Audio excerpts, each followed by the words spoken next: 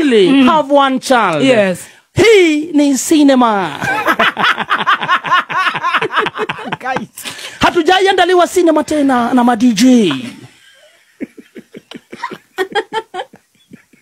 Kazi ya ma DJ ni kumix, kutangaza cinema ki DJ Afro. Wakona tumeboeka. Tumeboeka sana, wakaandaa cinema.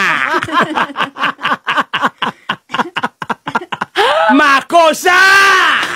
Our own ukipenda zaidi DJ ambaye amekuwa akienda nchi za majuu. Unamsikia UK, Norway, Boston, Holland, Dubai, Qatar. Ametuandalia cinema.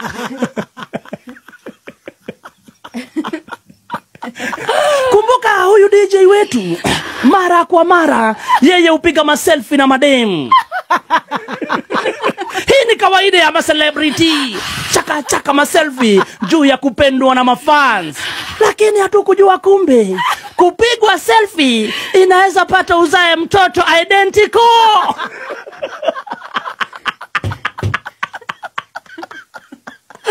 Makosa. Sasa kuna kidosho murembo ukipenda zaidi Nyoko walipiga picha na DJ wetu. Baada ya kupiga picha na kuachana kwa miaka mingi, kidosho akajitokelezea. Amepiga picha na mtoto. Mtoto anafanana na DJ wetu. Online DCI wakaingia kwenye ile video, wakasema wakaenda wakatafuta mahali wamepiga picha kidosho na DJ wetu. Wakalinganisha na kuweka tick. DJ akasema nini? Hey, imeenda. DJ naye akaingia kwa gari haraka sana akiwa Nakuru.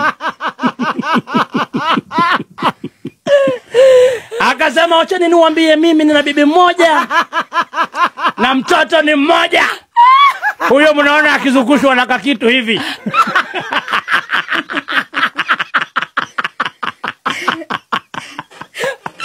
Hiyo ingine mnasikia ni porojo.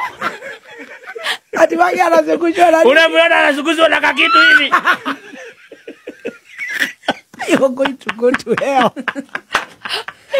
Kuna mahali ameweka huyo mtoto akizunguzwa na kakitu. Ndio alale. Wacha nyinyi mnainainio.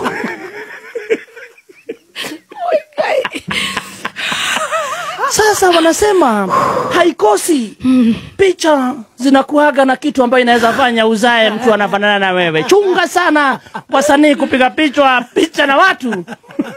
Anagakonde yo kirajuga kayana kenge gitoro ni kayana asen. Ndio mlima urobisa nake. Anajuga kayana oba. Kamera ni irahitukia kindu giratuma mundu aciare mwana hana mundu amwahurwo na. Ndio kayana oba. Ora go ibisa biode hanyu. Jesus. Yes. He.